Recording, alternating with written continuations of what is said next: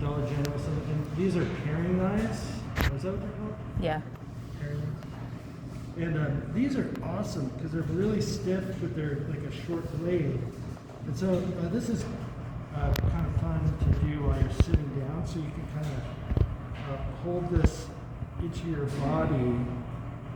But just come through here, and you can use, I mean, honestly, any kinds of tools that you want to use to carve this down, right? And so I like paring knives, but and the goal is not necessarily to make like a foot like you guys can throw on a wheel. And the reason I wanted these to be thick is so that you guys could come in and use some of these tools. This is a fluting tool, so you can make big cuts this way, or there's this tiny little flute.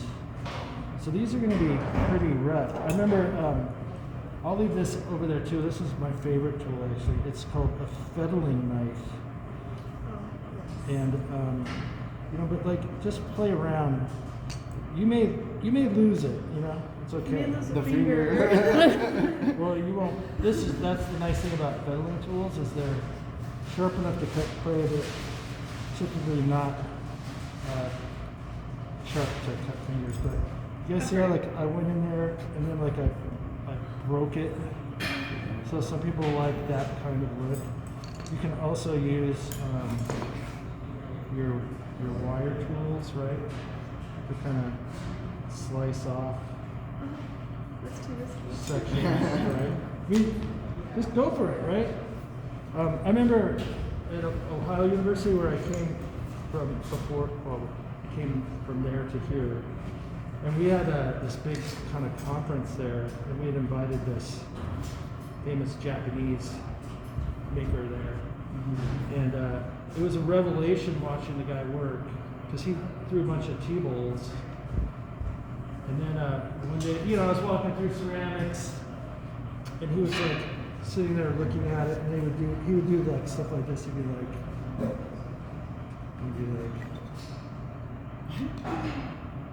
and then, you know, I'd go off, do something, and I'd come back, and he'd still do the same. He did that for 3 days on the same cup. I just assumed all that stuff was made. Well, first of all, I didn't realize it was all hand trimmed. All those great Japanese tea bowls, a lot of them. So that was, I was like, oh, because I always assumed trimming on the wheel, you know, but it was all done with just different hand tools. But he was like, you know, paddling. So I'll leave this. This is like a really nice middle paddle. But then to see him work on one cup for 3 days, like there, and he was, every mark was like considered. Man, that taught me a lot.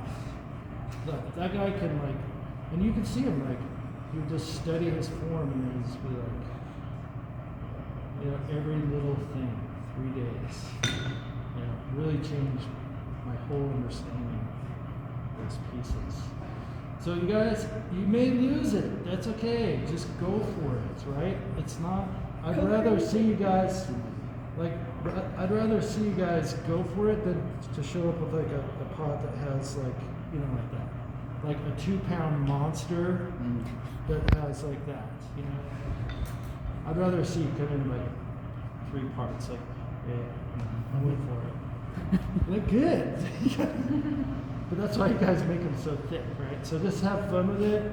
I'll leave all these tools over there, right? How many do we have to make with the tool?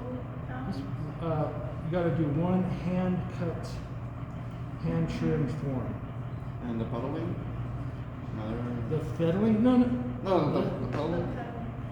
Wait, what? The paddle. Oh, no.